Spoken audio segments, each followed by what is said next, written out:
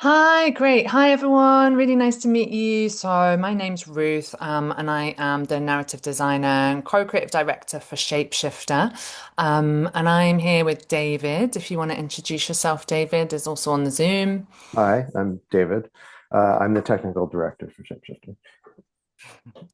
And the people that aren't here are Maggie Bain, who is the actor and co-creative director for Shapeshifter and is an expert motion capture actor. The developer we're working with is Lucy Wheeler, and the art director that we're working with is Freya Sewell, who's a specialist in kind of biophilic and natural design for XR. Um, and obviously, Toki's our amazing producer. But for now, I'm just going to kind of start with a bit of a talk about Shapeshifter and what we've been doing. And also my role, as this is kind of mainly around the storytelling elements of Shapeshifter. So my background's actually theatre, and XR came to me about 5 years ago when I kind of transitioned during the pandemic actually into doing more digital work.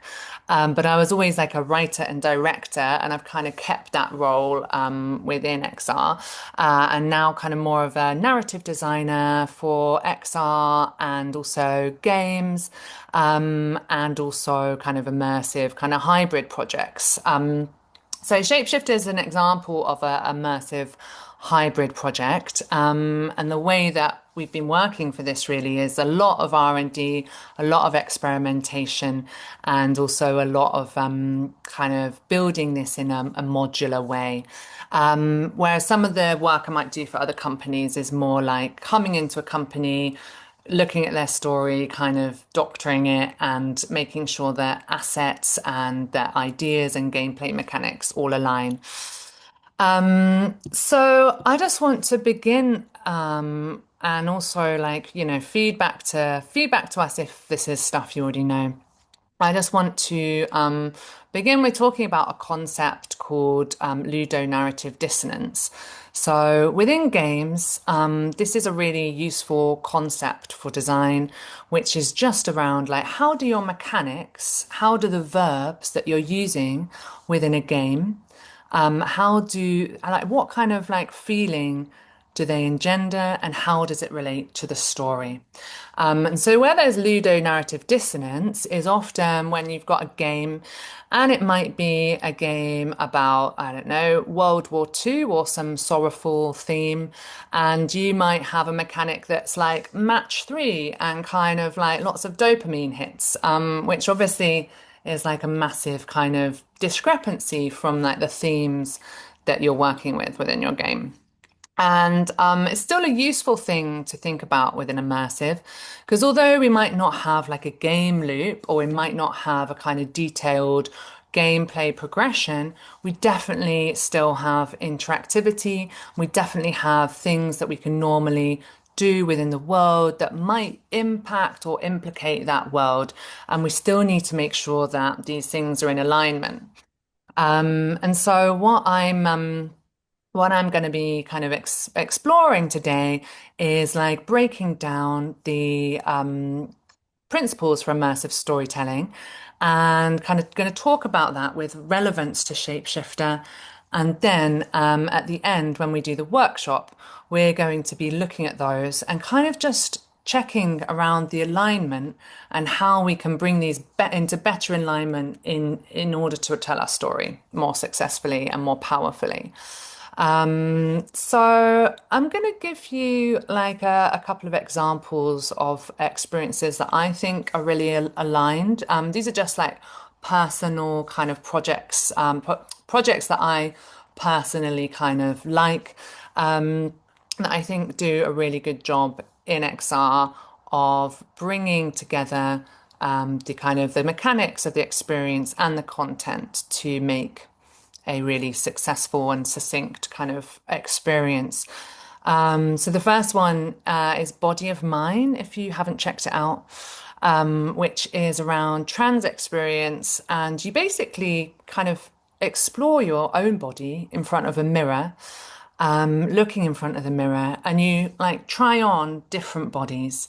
And when you try on the body, you get the experience of or you get of hearing that person's testimony of what it was like to be in their body and their kind of trans journey and their experience through that.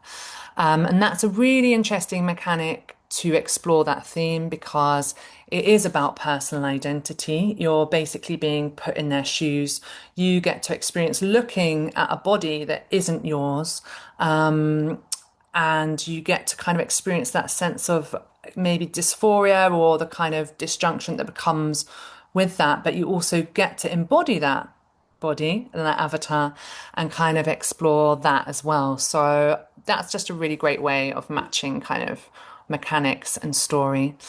Another one I think is a really good one for this is Impulse by Anagram, where it's a game where there's lots of different phases to it, but the bit that really stuck out in my mind was where you're trying to frantically do a task to like match objects together.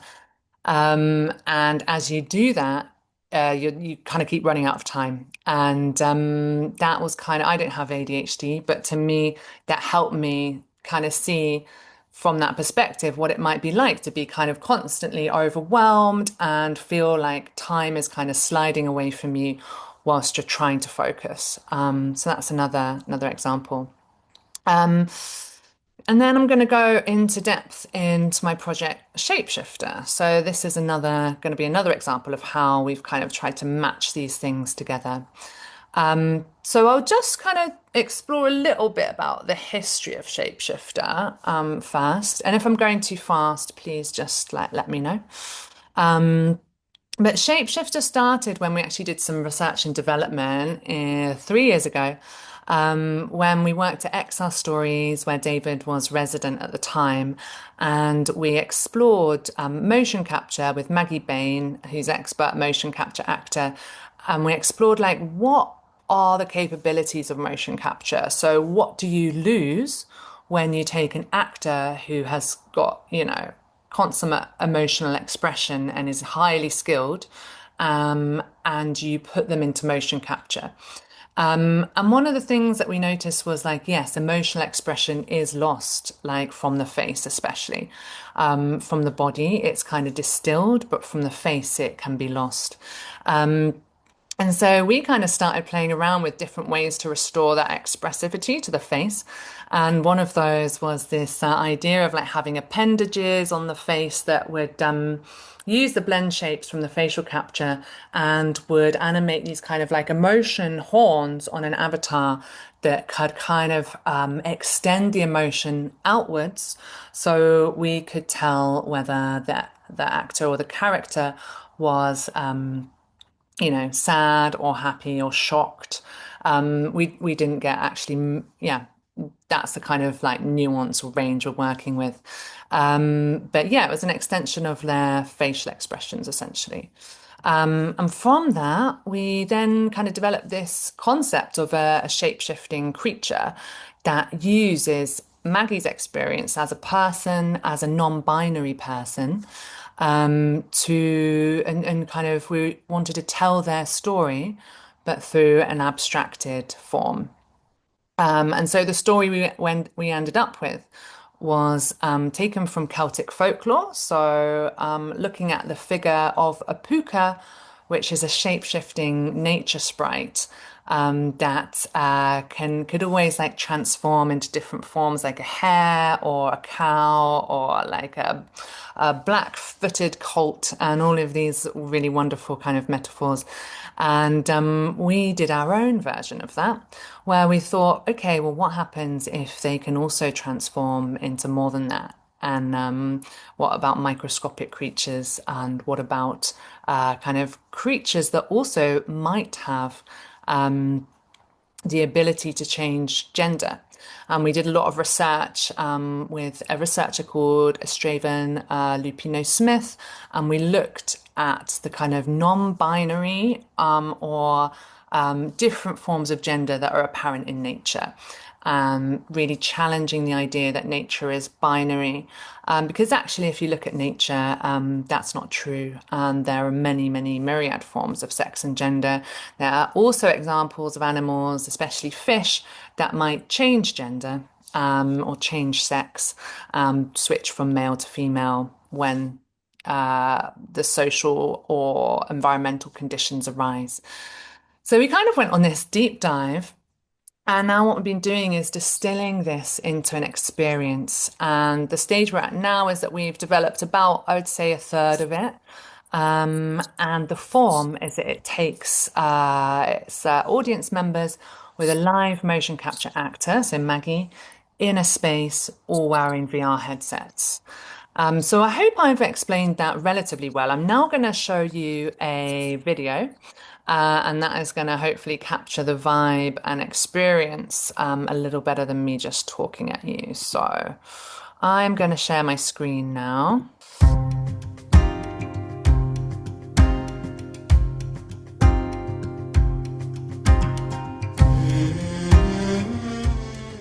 Shapeshifter is a new immersive experience using live motion capture and virtual reality. Shapeshifter explores the Celtic nature sprite Púca as a metaphor for queer becoming. It invites us to move beyond binaries and embody new forms, revealing how we all shapeshift in unique ways, and reminds us that nature is the greatest shapeshifter of all. It felt otherworldly and inviting, and then I really felt empathetic connection with them when they were telling me some of the things that they've been through with humans. The ones from the blind world. But even with new eyes, will they see? I really felt like I wanted to reciprocate with kindness. It's gentle, which I think is really nice as a VR experience. It doesn't feel like pressured and that you can take your time. Definitely having Maggie being in person and having that live element, that's really good and that's really key. Orbs. Triskells. You do not look like yourself. I bear your form more than you do. The vow is broken. To be closer is the only way. Really liked the writing and enjoyed that and found it thought-provoking, especially through that medium. It's just because you can really experience it, and it's like visual poetry at the same time as what you're hearing. Yeah, I like experiences where you feel like you're stepping into another world, another realm somehow, and it did feel magical. The story makes you think about humanity in a way, and it invites you to think about your skin and the skin you're interacting with.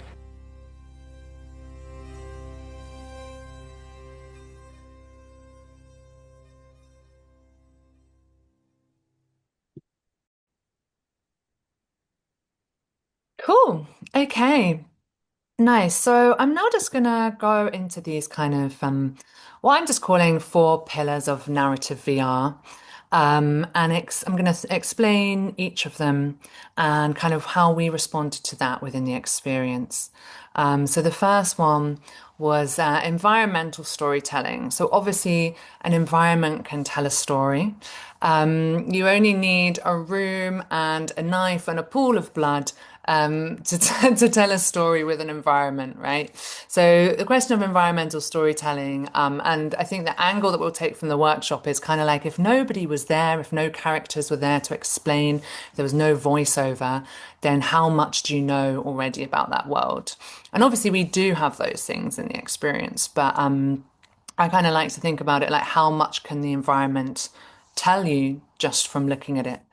And so part of our kind of environmental storytelling obviously was capturing this kind of Celtic feel, locating us in Ireland and also using like a hand-drawn kind of way of creating some of the assets in the design to kind of give a bit more of a like a human or I guess like a kind of older feel in a sense, and getting all these organic details in.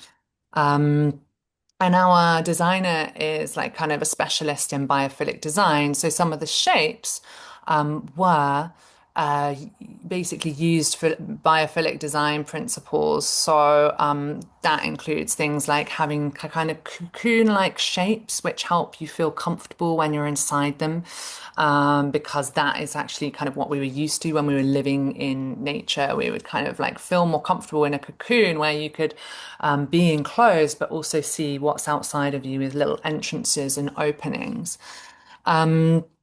And in our introduction, as one of the additions we made to the Púca character was that Púca, our version of Púca, used to be a human and wasn't understood that they're a shapeshifter, so they went into the kind of animal world.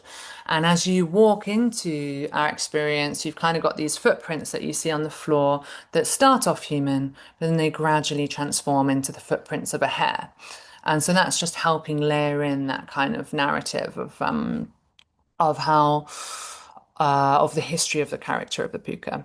And within the second space that you see that we have already, it's more of a sanctuary space where Púca lives and resides and uses a kind of as a base for their forms and their transformation and like kind of returns thereafter, like going off into the wider world and exploring different animal forms.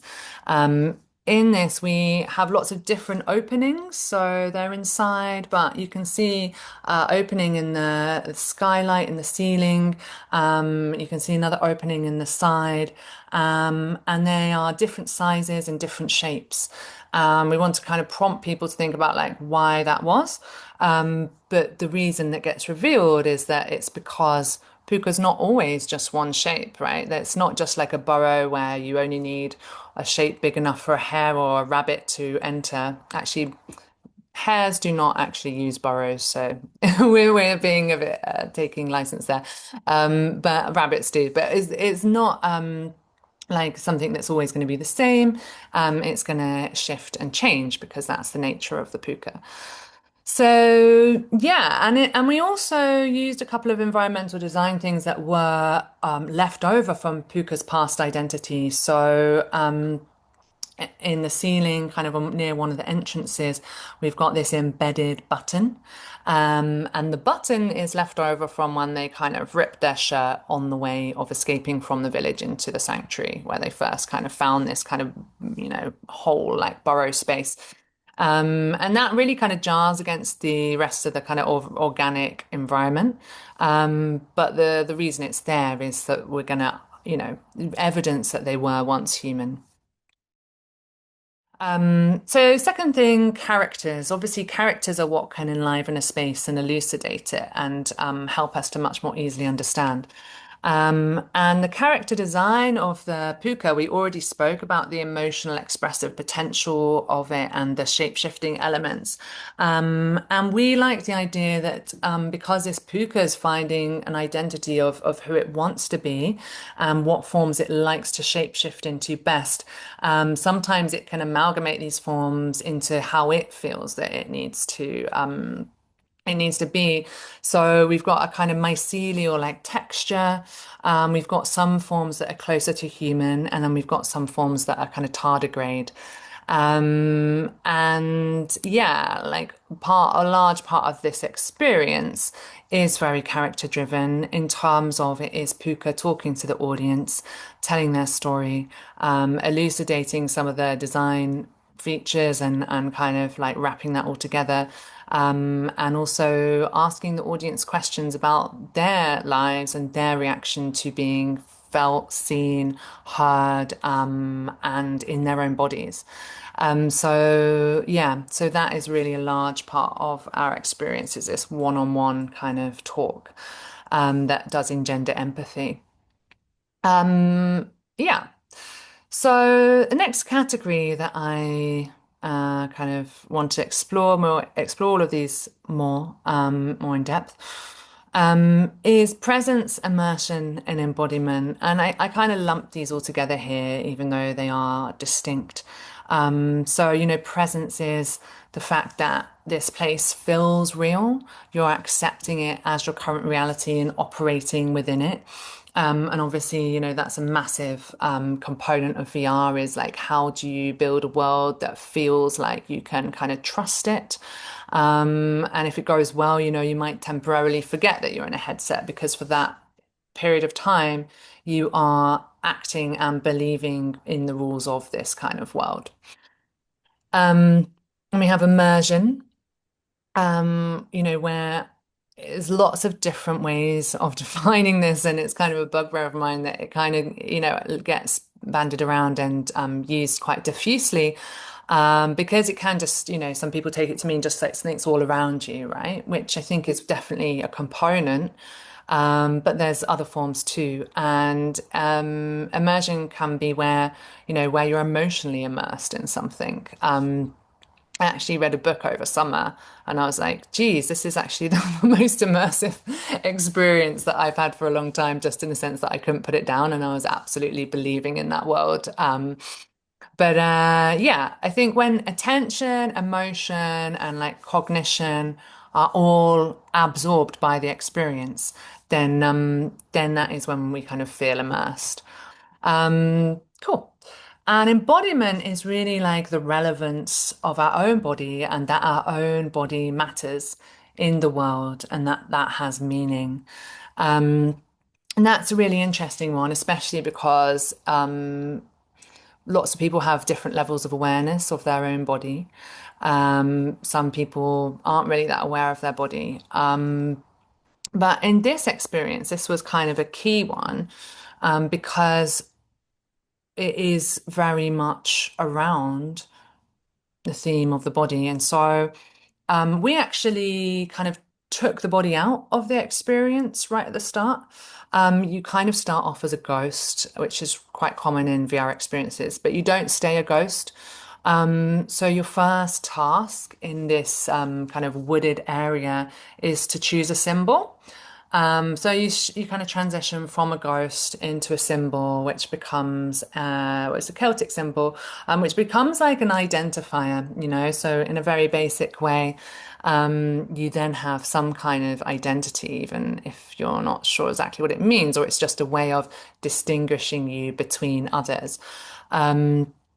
But through the experience, what we really want to do, and this is the kind of work we are currently trying to get funded and to explore, is we want obviously the audience to have their own experience of shifting bodies and having different bodies. Because only then can they really empathize with like the non-binary experience of Maggie and also with obviously the character of Púca. So we have some kind of different ways of embodying avatars, and we've got ideas for fish avatars that can just be for your hand, so hand avatars. What is it like when we kind of like focus in on one part of the body? And what is it like when we maybe like add appendages to the body? I had a really successful VR experience a couple of years ago where I had a tail, which was something we might explore, because that actually made me feel like my body was morphed or changed in some way, or I was really experiencing my body very differently because I had new capabilities.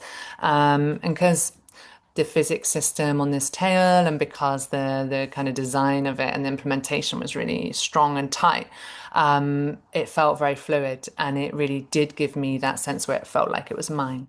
So that is our next stage, is kind of working out for the audience like what kind of bodies we want to give them to explore. And how does that change their experience within the space and the way they experience themselves in the piece? Okay, and lastly, I'm just going to talk about interaction. So, how you engage with the world. And obviously, this is a massive important thing for immersive because it's quite, we have it in video games, but that's the only other real place that we have this kind of capability within artworks. So it's like, what can you do? What can you touch? What can you pick up? What can you move What can you move? And often, like, the more that we feel that we can impact or at least interact with the world, the more real it feels. And especially within games, like the hard the hardest thing is when, when everything can interact with everything else, you kind of can get out of control really quickly, right? Also gets very expensive very quickly. Um, so within our production, we've kind of like honed in on what are the affordances of certain natural elements that people would want to interact with just around the environment. So, for example, when you just walk into the space straight away, we've got these kind of etched leaves. So they're not real kind of they're not three-dimensionally like modeled assets. They're just kind of drawn um, draw, 2D drawn pictures of the leaves on the floor. But as you walk by them, they kind of shift out of your way, or if you kick them, they will kind of flutter and scurry. And that's kind of like a really nice, simple way where you still feel like you are noticed or able to impact the environment. Um, yeah. And other things that we've kind of got in there is like one of the key ideas was reverence for nature and a big question, especially for our designer, is like how can we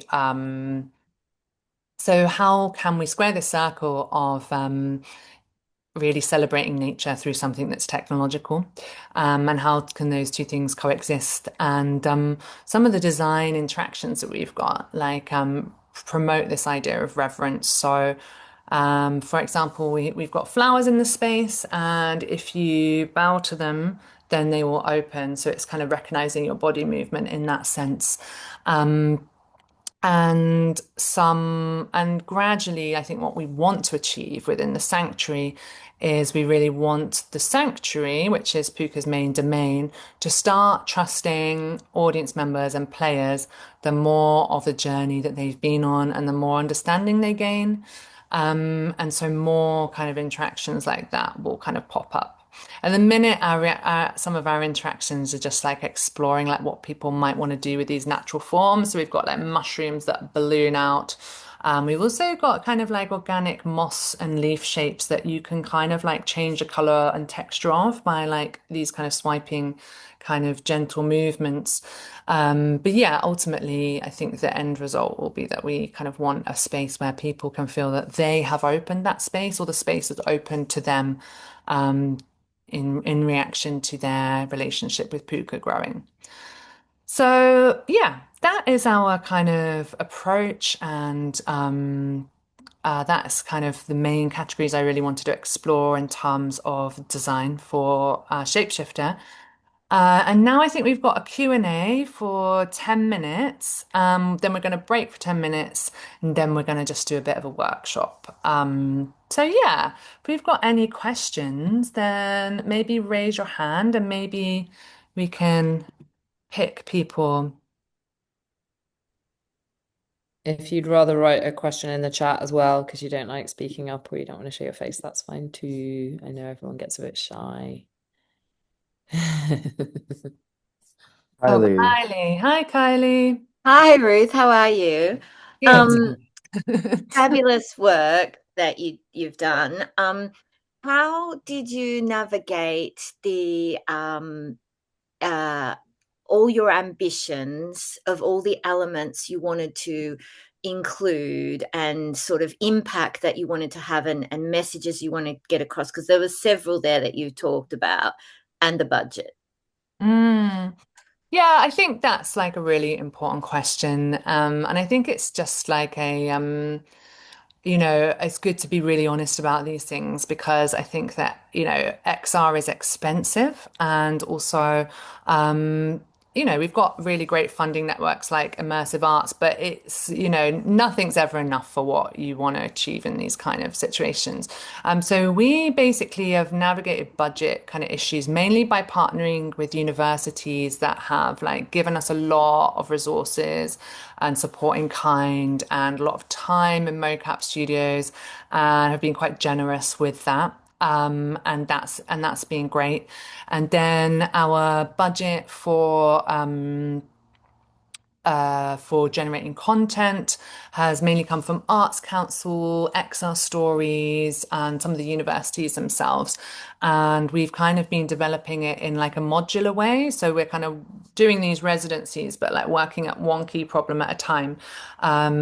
So that's been our approach, but it's not like, the ideal approach because we only get to really work in kind of short bursts. And so and also part of the problem with innovation funding, although it's great, is that lots of people want to pay you to test things that sound cool and are cool ideas, but it's very different from testing things to getting them to kind of like production ready stage and like just doing that finishing off. So I would say it's not a perfect model by any means, but that is how we've done it. Yeah. Thank you. That's so interesting. And obviously, I'm also working in that space where we're providing opportunities for people to test things, and that your comment about then getting it to production ready is super interesting. I'd like to talk to you about more later on. But yeah, really fabulous. Thank you. Yeah, no worries. Yeah, happy to chat about it. I think I think it's important. And I think it's also just important to be really transparent, right? Because I think that yeah, it's difficult to kind of put XR projects together and yeah, I think it's important to yeah, be honest about that. Yeah. Mm. Thanks, Ruth. We've got a question from Hami in the chat. How do you approach, or how do we approach universities for in-kind support? I don't know if you want to talk about that, and maybe David will have something to share as well. Yeah, David, do you want to step in? Sure. I mean, I think, Hamid, the simplest way is to, if you know somebody at a university who's doing research in this area, which I've been fortunate enough to be a research fellow first at XR Stories and then at the Central School of Speech and Drama. So I had an in. But we also, there are more and more UK universities, especially, have labs with motion capture equipment, have VR headsets, and are looking for people to actually come in and work with them. So I think part of it is looking around. I mean, Kylie, if you don't mind, if I point you out as a representative of CoStar, they have a bunch of labs who periodically put out calls, essentially for people to come in and do some work with some of the kit that they have. Places like Portsmouth, I'm blanking on the name of their lab, and Nottingham have the VIP studio. So part of it is sort of tapping into those networks and reaching out. And the trick, of course, is there's much more available space and equipment than there is money. So if you're working with freelancers and they need to get paid, then that's the real challenge that we've been facing, and that a lot of other projects like ours have been facing. Ruth, do you have anything else to add about that?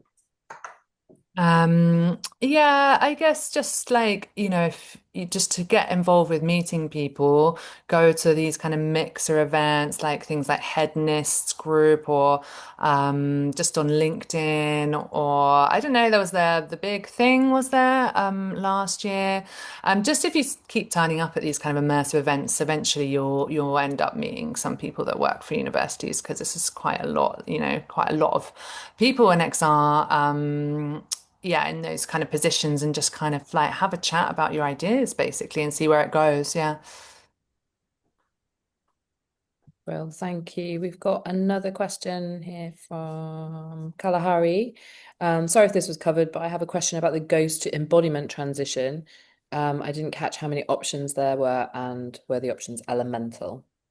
Oh, so yeah, just in this experience, you kind of start off as a ghost, you walk through the forest, you end up in this kind of clearing where the tree is, where that's the kind of entrance to the sanctuary. And then we had trees all around. I think there was either 6 or 8, I can't remember, and each of them had a Celtic symbol embossed within the tree that you then select. And when you selected it, it became, now I've forgotten the name of this, but it's a video game concept where a player has like a kind of pattern underneath their avatar, and that's used as an identifier. And that's kind of where Freya got that concept from. But yeah, I don't know if that answers your question because I don't know what you, sorry, I don't quite know what you mean by the elemental thing. But yeah, you can post in the chat if I haven't answered that properly. Harry, did you want to jump in to clarify anything on that? Okay, great. Say no, that's great. Thank you. So a question from Tim. Tim, did you want to ask it or do you want me to ask it? I can ask. Yeah. Great. No, I love the ludonarrative dissonance. I've never heard that before, and that's really helpful. But could you love to hear a bit more? Because actually the examples you gave seem to actually use it rather than avoid it as part of the experience. And no, does it sorry. No, that's my bad explanation. No, so they didn't use it. So ludonarrative dissonance is when the two things don't feel like they gel together. So the story and the message you're trying to communicate and the mechanics you're trying to you're using feel like wrong somehow or weird. And in those concepts, the mechanics, say like body swapping to explore gender, did feel like it kind of combined. So does that make sense? Yes, yeah. I was just wondering if it ever is kind of, I guess you have answered the question because the kind of the clash was the story experience for them.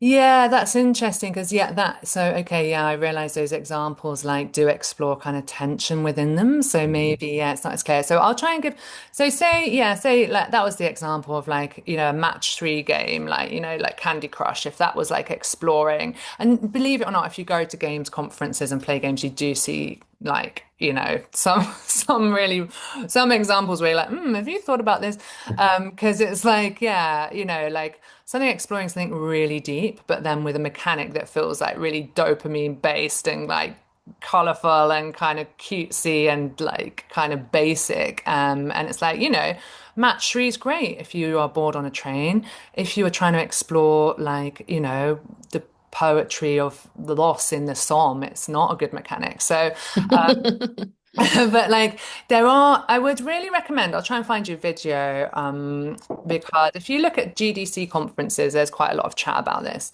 And there's also a lot of video game examples, which I'm now not going to remember the titles of, which do explore that kind of like dissonance as part of the experience. So like Shadow of the Colossus, you start off hunting wild beasts, but as the experience goes on, these beasts, you learn more about them.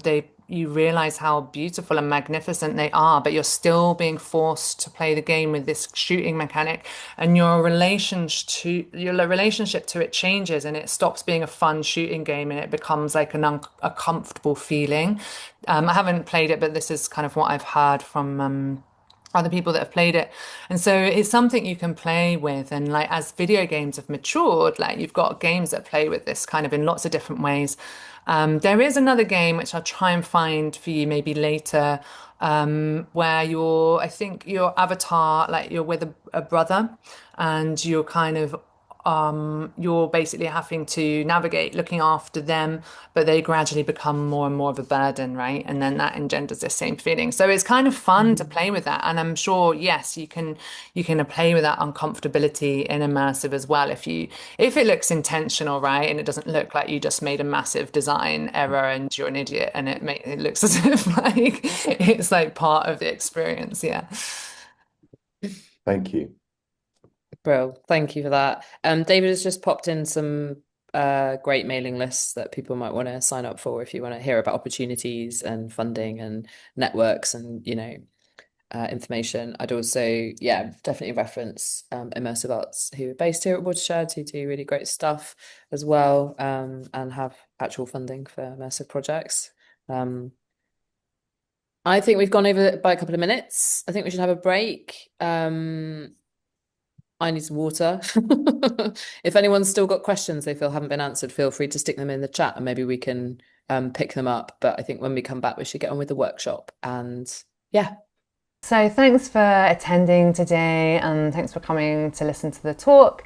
And if you want to know anything more about Shapeshifter or immersive storytelling or XR, just feel free to reach out.